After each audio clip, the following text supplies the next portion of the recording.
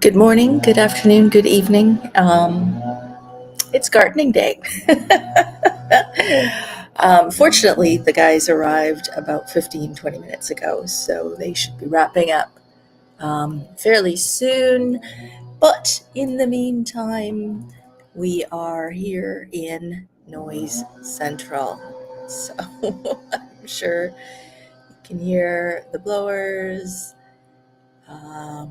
You know what? It is what it is, right? I'm just going to get this other one set up here. Oops. There we go. So yeah, we have a lot of topics today. Actually, we have a lot. There's a lot going on. Yeah, we're just going to jump right in. So CNN and a few of the American news agencies, they were actually doing some headlines. Air Canada, a Canadian airline, has recently made some changes in that they are, as of about 2 weeks ago, October 1st, they now offer free beer or wine on all of their flights. And that's no matter if you're flying domestic or if you are flying in a more premium cabin or business class or, premium economy, whatever you want to call it.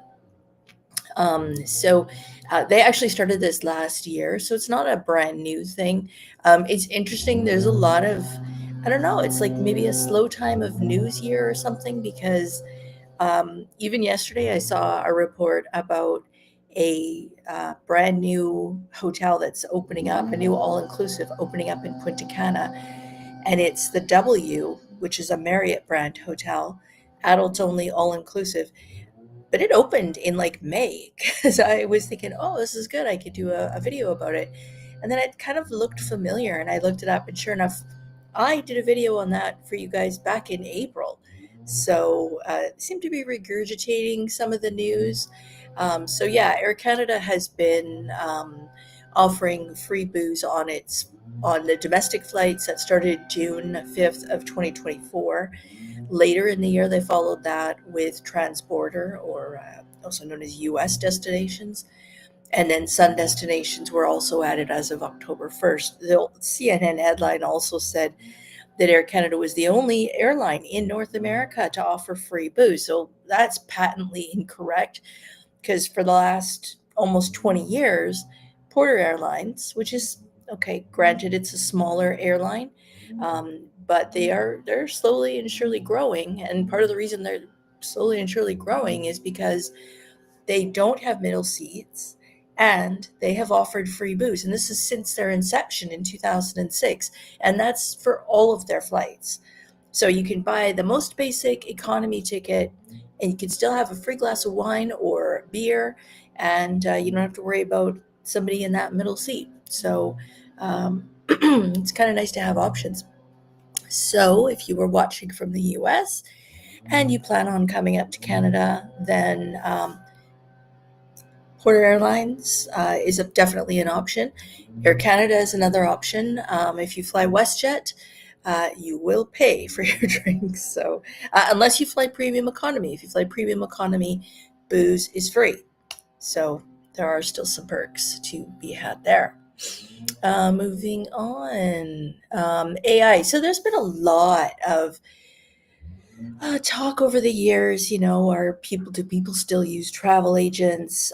Is AI going to replace them? That kind of thing. It's kind of laughable, actually, because no, people, if there was no greater indicator of how important using a travel agent was, it was during COVID, uh, when so many things were being canceled.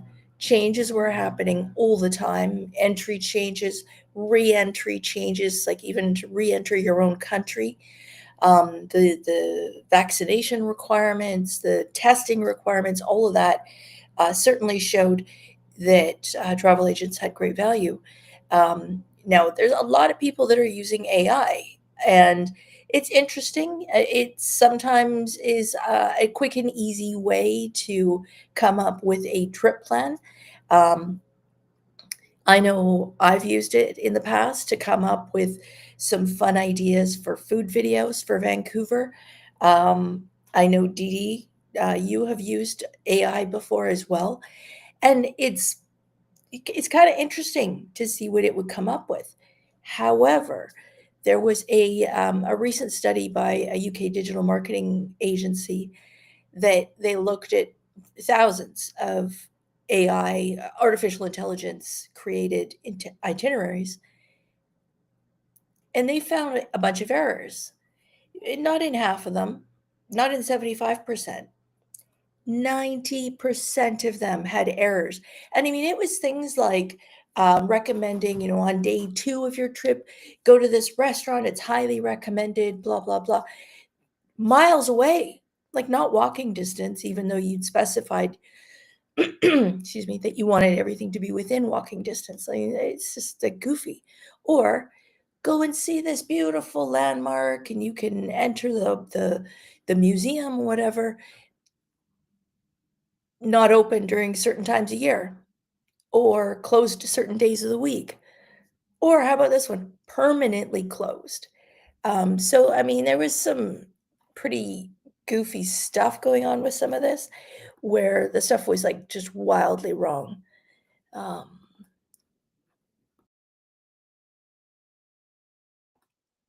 and clear my throat. So yeah, I mean, I think it's using AI is useful for getting different ideas of things to see and do that you might not have thought about. But I think at the end of the day, you really want to verify that with a travel agent and find out for sure if the place is open, reasonably priced, um, within reasonable distance to where you're going to be staying. They also found that if there was for example, if there's a hotel that was running like massive ads, like a super aggressive campaign, that with marketing campaigns, they're using certain keywords and AI was picking those up. So sometimes it would recommend this hotel versus that hotel. This hotel was cheaper, better reviews, better location, all of that kind of stuff. But because this one had all that marketing campaign driving those keywords, this is the one that AI would recommend. So, again, kind of have to maybe use it as it's like if you're making spaghetti bolognese. Yeah, everybody knows what's in it. It's tomato sauce, ground beef, and maybe some vegetables, some onions, some garlic. You could look at a recipe and get a base, but ultimately you look at what's in your fridge. You're gonna use that. So I think it's the same with AI. Use it as your base, but don't let it be your like your ultimate guide for sure. Um, okay, this one I want to know. Paddle. This is a game, a court game. This is what it looks like. And the difference is compared to, for example, pickleball or tennis, the ball is allowed to bounce, and well, that's true in tennis and pickleball as well. But in paddle, it's also allowed to hit either the back wall or the side wall. So, kind of makes it a little bit more maybe easier, I want to say. I have yet to try pickleball, but I know that that is just like kind of on fire. And I was talking to my nephew yesterday, actually, and he was like, "Oh yeah, we're off to play paddle tonight." And I'm like, "I've never heard of it." So I'm curious, like, am I the only person on the planet who's never heard of this before? I mean, obviously, you've heard of pickleball, and I guess paddle is sort of a combo between tennis and squash, because or racquetball, where you can use the side walls. But this is a new thing for me. I think it could be quite fun. It has courts, could be indoors or outdoors, and it could be. I think it's 2 to 4 players. So yeah, it's for sure got potential. So yeah, let me know if you've heard of this before. If to me this was kind of a new one, but I could see where possibly this could be a new sort of version of pickleball and something that could possibly replace it. Who knows? Or maybe they just go in tandem. I don't know. My nephew lives in South Africa, and that's where it is apparently not so popular. Not so, as opposed to not so. And so, yeah, I guess when I go there in January, I'll give it a try. So we'll see. I don't know what is going on with my voice today, but it is what it is. But on the positive side, the gardeners have left, so you win some, you lose some. All right, racing through these today. Hurricane Priscilla, I wanted to show you this picture. So this is the Malecon in Puerto Vallarta. You recognize it by the statues, and this is a screenshot from a YouTube video. So I am being a little bit naughty in sharing that with you. But there are areas of the Malecon, particularly where the Puerto Vallarta sign was, which was in the kind of the middle of the Malecon before you get into the area where more of the market is, and a lot of the restaurants and stuff like that. The middle is where the Puerto Vallarta sign was, and across the street from that is where you would find, it's an Irish pub, and I can't think of the name of it. Doesn't matter. And there's also a really good bar at the corner in, it's like a triangle-shaped building, and that's a really good bar for just people watching and stuff like that, because it's right above that main courtyard area. Hello, good morning, Angelo. He's saying the new Secrets Playa Esmeralda, which is in the north area of Punta Cana in the Miches area, has paddle courts instead of pickleball. Interesting. Yeah, so I guess, and it's spelled Padel, which, like I said, maybe if he'd said paddle ball, I would have. No, I still wouldn't know what it is. So yeah, kind of interesting. But yeah, getting back to the hurricane. So the hurricane didn't actually hit Puerto Vallarta, as you guys all know. It didn't actually make landfall. So it didn't hit Puerto Vallarta. It traveled parallel up the coast. It didn't hit Cabo. And obviously Mazatlan is directly due east of Cabo, but on the mainland. And well, the main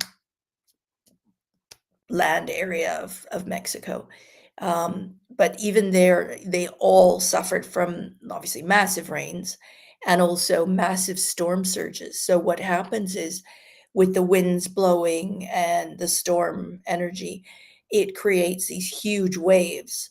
And so in Puerto Vallarta, there was one hotel, the Buenaventura Grand. Look for a video on that. The waves were actually, they weren't just coming up to the edge of the resort. They were coming up over, they had like probably maybe a 4-foot fence, or like concrete fence at the front of the resort. And the waves were coming over that. So the seawater was going into the pool and damaged part of one of the restaurants. And I think I heard that there was water in the lobby, one of the people was saying on the video. So the water, like there's water everywhere, and not a drop to drink. I didn't hear about the aftermath. You would have to assume that the sewer systems would be backed up. You would have to assume that would affect how well the toilets were working. But there hasn't been any reports of that. Over in Mazatlan, so again, pretty much protected by Baja California South, and yet they suffered massive storm surge, such that any of the buildings, like if you go, how to describe this? So there's the Malecon downtown in the hotel zone, and then as you head out north towards the Rio Resort, there are a lot of high-rise hotels, and the Malecon the walkway is sort of behind, like, on the street side, and the water, again, was coming, right up to the hotel, and I was just watching a video, and it was coming up to the waves were hitting second floors of these buildings. So, I mean, it was pretty significant. So fairly minor damage overall. Like, normally, the concern is anything that's out in the ocean, if there's any, um, trees that have fallen or whatever, or any boats, that those are gonna could wash up, and that's where the real damage happens, is not necessarily from the wind or the surf, but from these things impacting structures. So, that was a problem. In Puerto Vallarta, there was a pirate ship excursion that they used to have, very, very popular, both there and in Cancun, as well as Cabo. And the one in Puerto Vallarta apparently sank. Um, and that was in relation to the storm. I'm not sure exactly what happened, but yeah, so there's going to be some recovery, but quite frankly, if you're going in the next week or two, you know what it's like in Mexico, they rely so heavily on tourism. They're gonna have everybody out there working on cleaning everything up and tidying it up and they moved the Puerto Vallarta sign over to the side of one of the buildings, like, back away from where the surf was gonna hit. I'm sure it's probably already out on the Malecon, if not tomorrow. So, they're very very, very quick about this. Goodness me. So, like, it's a losing battle. Um,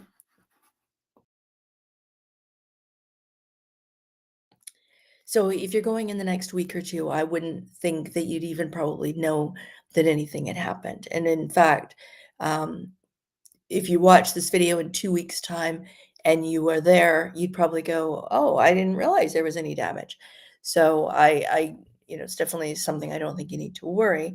But it's just interesting. And if you're one of those people who enjoys seeing the strength of what nature can do and with some of these storms, just search out some of these videos like Hurricane Priscilla, um, Puerto Vallarta, Mazatlan, or Cabo, and just take a look at the waves, the humongous waves. Really quite something.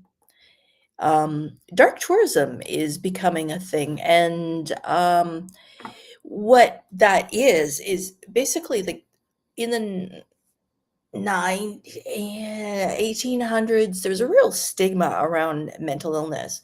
And then in the early 1900s, they decided that, especially in the US and in Canada as well, what they decided was that they should create these mental institutions. And the idea was that if people were put in the right environment with the right care, good nutrition, healthy cooked meals, that kind of thing, and in a very pleasing environment, that could help them get better. Because, you know, once you've defined something as an illness, of course, the instinct is to try to cure it. And so the belief was that if you had these places with beautiful architecture, beautiful landscapes, greenery, that kind of thing, that you were in a position where these people could improve. Unfortunately, these places cost a lot of money to run, and eventually, because these were all publicly funded, um, money was shifted to other things. Um, Notwithstanding, the First World War and then the Second World War. So, the money only goes so far. So these places became dilapidated and, quite frankly, somewhat horrific. And so these sat empty for many, many years. And now what's happened is there's a lot of ghost followers that have turned these into tourist spots. And so there's quite a few um, institutions, I guess if you will, in the US that have now been converted into like ghost chasing places. You can go and spend the night, and like you're gonna go and stay in one of these cells. So, somewhat claustrophobic. Also, you're probably gonna be a bit keyed up. One guy, he went and he spent $30 on a ghost chasing kit from Amazon. I'm on Amazon fairly regularly, and I've never seen such a thing, but apparently, this is something that you can buy, something that Amazon sells. So, um, yeah, and certainly there's tours to these places, like Alcatraz. So it's not just mental institutions, but also penitentiaries. Alcatraz, an ongoing tourist destination, and very interesting. Alcatraz is tiny. I thought, I mean, most people probably my age have seen The Birdman of Alcatraz and Escape from Alcatraz, those kind of movies with Clint Eastwood and whomever else. And to me, I guess I always assumed it was this massive facility, and in fact, I would be surprised if it held more than 100 prisoners. It was very, very small and actually full of flies, black flies. I don't know why, um, but that was my experience. But still, it's very interesting to see. And some of the other institutions, even here in Vancouver, when our penitentiaries closed, most of them did tours prior to them closing. So it was interesting to be able to go in and see, what the living conditions were like. And I mean, honestly, probably no better deterrent from doing jail risk type things than to go to a penitentiary and have a look at what it's like to be there. Angela's saying ghost tours are very popular now. Have them in downtown Chicago, saw it in Knoxville. Yeah, in London, they've got the Jack the Ripper tour.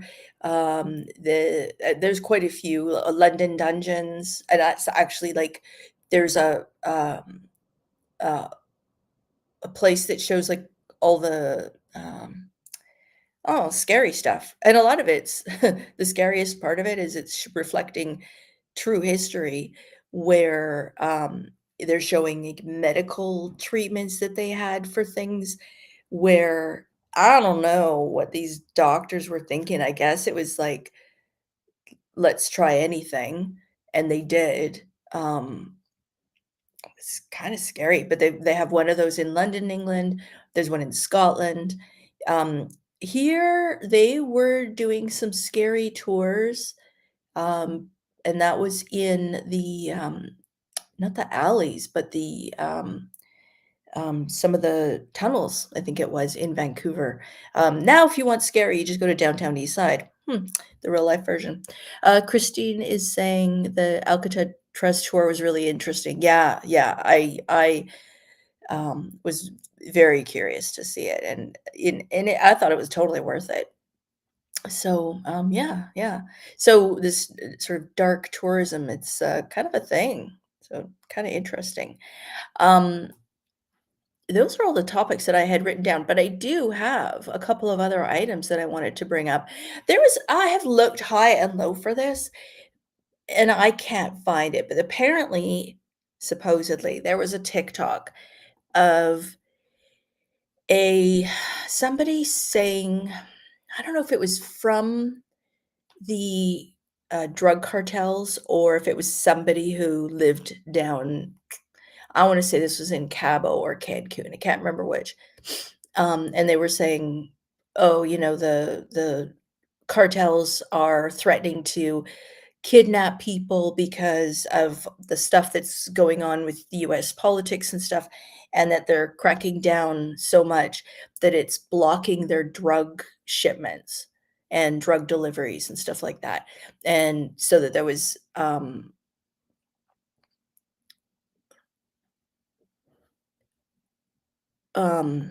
sorry, what's this? Angelo saying, previous message got deleted. I can let you know what I see when I get to PV. Oh, that's right. Yeah, because you're there in a couple of weeks' time. Yeah, that'll be great. So I have had a side conversation with Angelo about showing us some of the resorts he's going to be at. Secrets Bahia at the beginning of November, and then because we know Angelo likes to take just short little weekend trips, he's over after he's at the Secrets Bahia for was that almost 10 days. He's over to Secrets Vallarta, so in the downtown Puerto Vallarta area. So yeah, it'll be really interesting to see what you see. Let us know what your experience is. But I would honestly think you probably won't even see any damage. Like well, you might see some damage that has to be fixed, but all the cleanup will be done and everything for sure. But anyways, going back to this TikTok, what it was basically saying is it was, saying that people were, Americans specifically, were at risk because of all the politics going on and stuff like that. And here's the thing. Tourists buy drugs. It is what it is. Agree or disagree with it, with the practice of it. Tourists buy drugs, and they keep the cartels in business. Yes, they also ship it outside of the country. They ship it to the US, to, I'm sure, Belize, I'm sure other areas of the Caribbean. But it sells on its own in the tourist areas. So are they going to start killing their buyers? Doesn't really make a lot of business sense. So I think you can chalk that one up to somebody had an idea for a TikTok, posted it went viral, and everyone else did a climb on. So I don't know. I mean, yes, you should always be vigilant and aware of your surroundings and stuff like that. Maybe don't buy drugs when you go to Mexico. But is it extreme is what they were saying? No, I don't think so. Tulum's also currently suffering a bit of a drop in tourism. They've had some issues. I mean, obviously we all know that the sargassum, the seaweed, was horrifically bad on the East Coast this year. From Florida down to Cancun and the Mayan Riviera, it was one of their worst years yet. And so obviously that had an impact on Tulum. Also, in social media, there's again a few posts that they go viral, and then everyone, it's like, well, it's had 40,000 views, so it must be fact. It doesn't work that way. It's just catchy and people keep watching it or sharing it with friends, that kind of thing. Social media, they're blaming the high cost of lodging and food. And look, I mean, case in point, looking at a couple of weeks ago with the Secrets Mirabel, we'll talk about that in a second, talking about that and getting transferred to alternate resorts and what the costs were looking like, for example, to stay at Secrets the Vine or Secrets Playa Mujeres or Secrets Maroma. And I mean, those ones were coming in at like 4,000, I think it was $4,000 for a week, like kind of crazy numbers. So yes, the prices have gone up in Tulum as well, right? Like, so yeah, I mean, that's also an issue. The other issue that they've had in Tulum particularly, as well as in Puerto is with beach access. So of course, we all know that the beaches in Mexico are public. But they've also blocked off some areas, and they have created beach clubs, and those require you to pay to access them. So Yeah. Oh, good point. Yes, Angelo, 100% agree. If you are out there looking for trouble, you will find it. Absolutely. Same, and same in our own home cities as well. 100%. Like I said, you want to create some problems for yourself, go for a stroll downtown Vancouver East Side. Not going to end well. Angelo, been to Mexico over 10 times, never felt in danger or threatened. I don't do or buy drugs, but we did get on a bus and I got to go to a real bullfight. We are going to Cancun in April to stay at the new Rio Ventura. Yeah, so, and a little trip update for you guys, and Angela, you might be interested. With Secrets of Mirabel shifting its opening date, I ended up shifting our travel dates. So now, still going to go and stay at the Rio Palace Kukulkan. That'll be for late November. And then December 1st, fingers crossed, is when the Rio Ventura opens. Rio Ventura. So it's a standard or a classic Rio, not a palace. I'm hopeful. I'm dare I say confident that I will be able to go to the Rio Ventura and with the exchange privileges that Rio has. And if that's not the case, if I'm not allowed to see it just on basis of that, I will make an appointment to see the sales manager, and I will find my way onto the property. And I'll do some videos, a quick review so that you can see what the hotel looks like. It's going to be it's right beside the Hyatt Vivid Beach Club. So it's right on Playa Delfines, which is arguably the most beautiful beach in all of Cancun. If it's your first trip ever to Cancun, the taxi or the shuttle driver will always ensure to point that out to you. It's stunning. It's that teal aquamarine blue, and the waves and the just powdery white sand. It's breathtaking. And that's exactly where the Rio Ventura is located. And there's a few different pool areas. So it's got the best of both, got the beach and the pools. So I'm curious to go and see that. And then, of course, I'll be staying at the Secrets Mirabel, and that'll be from December 5th on. So yeah. Christine saying off topic. Hello, good morning, good afternoon. Good afternoon. You're on the east side. I heard that last year at Vivid there was an upcharge for the New Year's Eve celebration. Really hope they don't do that this year. That will take me off. Right, because you're going with your cousin this year. I don't know. I mean, some resorts for sure, like some of the Dreams resorts, they used to have a thing where they would do like a gala dinner on Christmas Eve or on New Year's Eve. And in order to get a table, you either had to pay or you had to buy equivalent value of wine. And I mean, really, can a resort, an all-inclusive resort, say you have no dining options other than to pay when you've already paid to be at the resort? I mean, I guess they can do whatever they want to do. But I think that the resorts that have done this in the past, like Dreams Aventuras, they did that quite a few years in a row. And we were there the one year we did the gala dinner. I forget. I think it was at that time it was like a first come first serve basis. So they kind of would. And I hate these things. I hate them because they seat you. And I don't know if you guys have ever had this.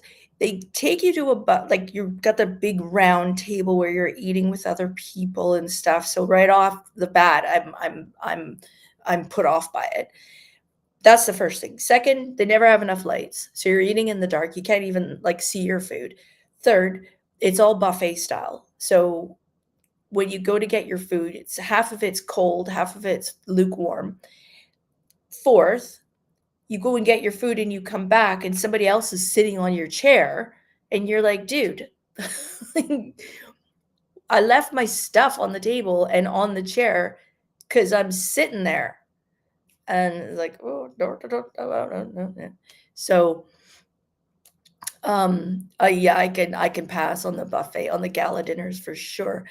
But what they did have available at Dreams is they said that you could go and eat at the Portofino, which is the Italian restaurant. But again, it was a first come, first serve basis. And they opened up at, I think they opened up at 5. So we did the early bird seniors discount meal, and we were lined up at 10 to 5 or something. And we got in, we got a table, we got to eat, whatever. I mean, you're on vacation. I think with the time zone difference, it was like 3 or 4 hours from where we would normally eat. So that's like having dinner at like 1 in the afternoon. So it is what it is. You go on vacation, you deal. You just go with the flow. But it's either that or room service was kind of the only options for food. So I don't know. It's hard to say. I mean, Christine, you could email the hotel and ask ahead of time.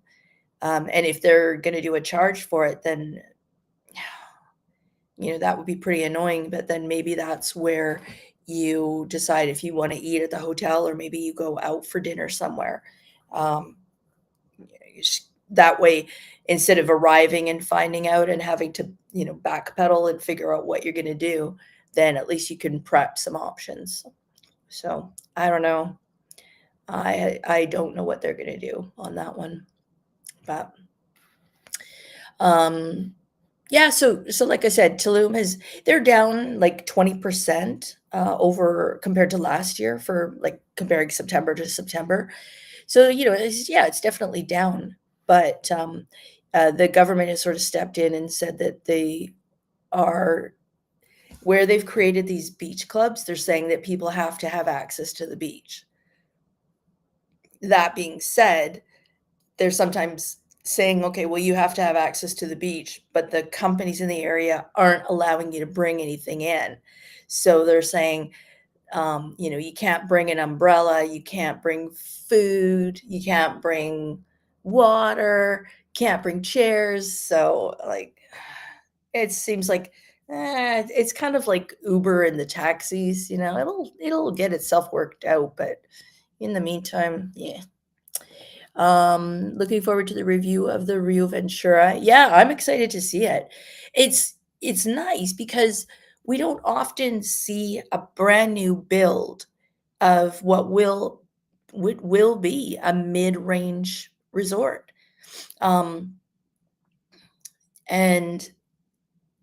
we're also gonna go, and when staying at the Rio Palace Kukulkan, they say they provide transport to the Rio Caribe, which is where they have the Rio parties. There's 2 that I wanna see. On one of the days, one of the parties is for all the hotels, all the Rio hotels in the area, and the other one is for there's 2 that are for all the hotels, and there's 2 that are only for the hotels that are within the area, which I had in my notes, and for some reason I decided I should get rid of it. I don't know why. Oh, it's the early ones. The early ones. So, on for example, where's my thing here? So if you're going to a Rio on a Monday night, Monday afternoon is a jungle party, so that's open to all the hotels. So even the Rio Tequila, is that right? The ones on the in the Playa Maris Peninsula, those guests can go down to the Rio for the party. And also the other one that's during the day is the pink party, which is Fridays from 2:30 till 7. The white party, which is Wednesdays from 7 to 11, and the neon party, which is Saturday from 7 to 11. Those are only for Cancun area Rios. And I'm also curious, Johnny, to see, and Angela, to see what the exchange privileges are like, because it's been really interesting over the last couple of 2-3 years, going to the Rius in Aruba, going to the Rius in Punta Cana, and then going to the Rius in Cabo and comparing what their exchange privileges are. Seems to me, and I have to go back and look at my notes, for the Rius in Aruba, that you could go for lunch only, to the buffet. None of these can you have exchange privileges for the a la cartes. So you could go, but you could do the buffets, and that's it. The ones in Aruba for lunch, I believe, was the only exchange, and for sure in Punta Cana, only for lunch buffet can you go. In Cabo, totally different. Cabo, you could go for breakfast, lunch, or dinner and eat at the buffet. Now, we're not big buffet people. Obviously, breakfast, that's kind of your only option. Lunch, usually your only option. They did have one of the American diner. So if you've stayed at Riu's, you'll know that one of the places that they have that's open for lunch and dinner, it's called the American Diner or American Grill, American Country. That's what it is. And it is a sit down a la carte. And even though that was at the Rio Santa Fe, and we were staying at the Rio Baja California, which is not only a palace, but it's also the elite club resort of the area. And we went over to the American Country restaurant, and I said, with my wristband, are we allowed to eat here? And then no, no, no. So interesting to know.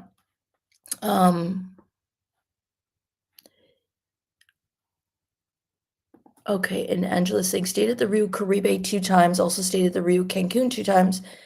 Caribe was just a couple of years ago after the renovations. Okay. Parties are fun, very, very crowded. Yeah, that's exactly what I'm thinking. For me, I want to see them. I want to see how not so busy they are.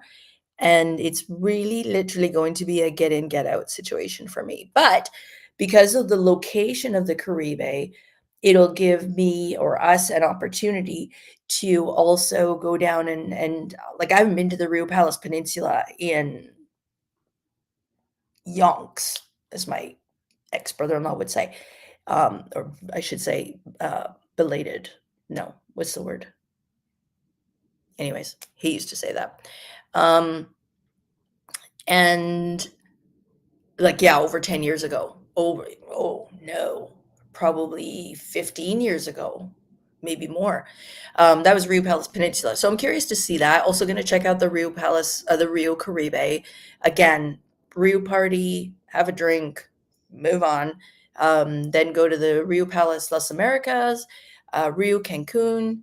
I think that'll be it. And then back to the Rio Palace Cucamonga, which again, Rio Palace Cucamonga that's the elite club resort for the Rios in the area. So I'm guessing we should have exchange privileges, but is it exchange for breakfast, lunch, and dinner buffet? Is it just for lunch, or are there any other restrictions? I don't know. So answers to these and many other questions will be coming shortly. Johnny's saying, problem with the Rio new builds is big occupancy but small pools. For example, Cucamonga has small pools. Yeah, and I think there's just 2 pools. So, like, on a ratio basis, we'll see how it goes. Hey, and pro tip for you guys, when you go to an all-inclusive resort and they have activities going on during the day, one of the questions that they always use is, how many loungers are around the pool? So if you're up walking around one morning, jot it in your phone, put it on a piece of paper, walk around and count all the loungers. And you want to do a separate tally for loungers on the pool terrace, as well as anything on the beach, and also a separate tally for any cabanas, because sometimes those are included and sometimes they don't. So, but yeah, I mean, if it means you win a prize, right? How long does it take you to count a bunch of chairs? Not long, but so many times, they come around and they go, "Oh, question of the day. Yeah, you want to play? Yeah, sure, sure. Okay, how many chairs do you think there are?" Pull up my phone. Oh, yeah. Yeah, there's 321. And they're like, 321. So yeah, see, I counted this morning. To which always gets the most incredulous looks, like, why? Like my girlfriend, she used to always say, her drink of choice was Clue and soda. And I'd say, okay, can I have a glass of white wine? Sure, great. And she'd say, can I have a Clue and soda? Like, Clue and soda? See, in the same glass? See. It's tasty. It's tasty. Yeah, Ventura 700 rooms. Yeah, so we'll see what the ratio's like. I don't know. Angela is saying we switched our December trip now to Rio Palace, Macau. Oh, nice.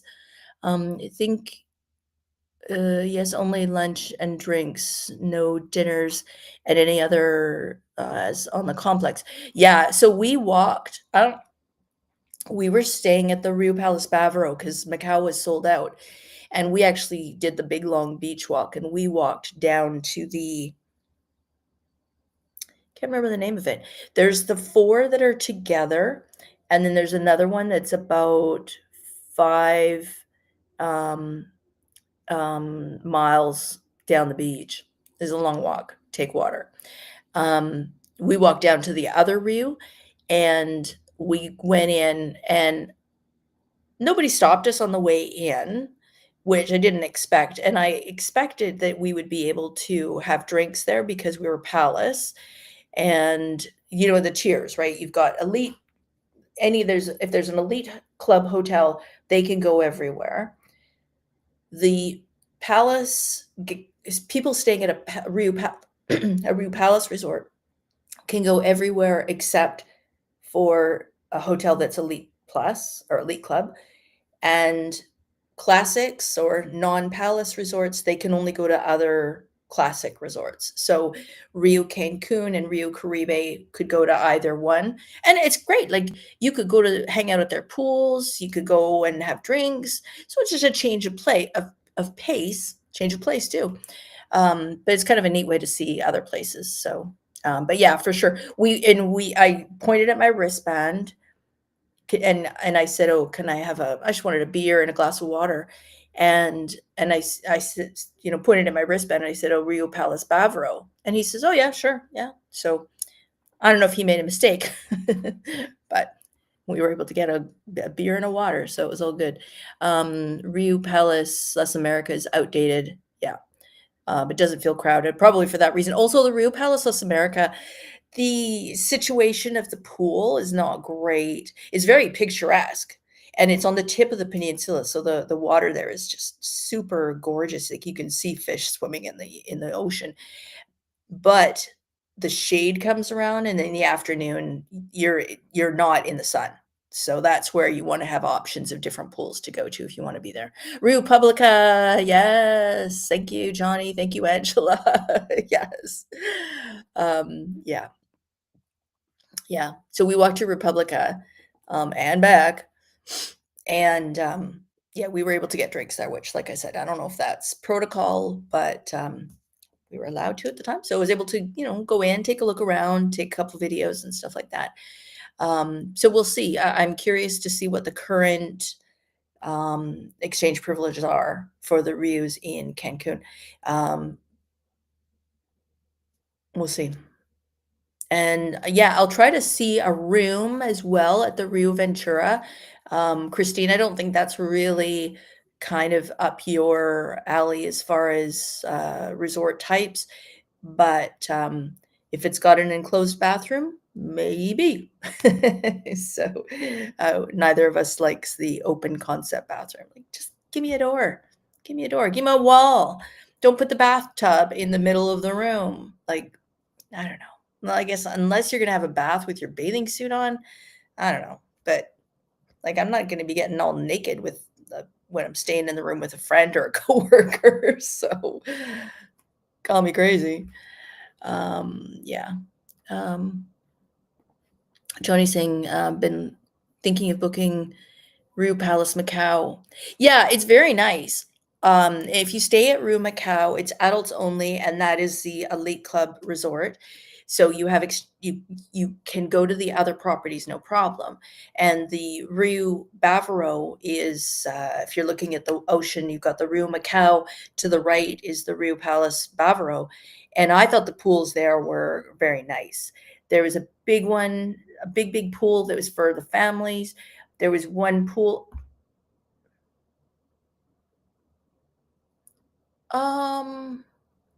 We must have had elite club as well, because there was one. Yeah, there was a pool that was elite club at the Bavaro.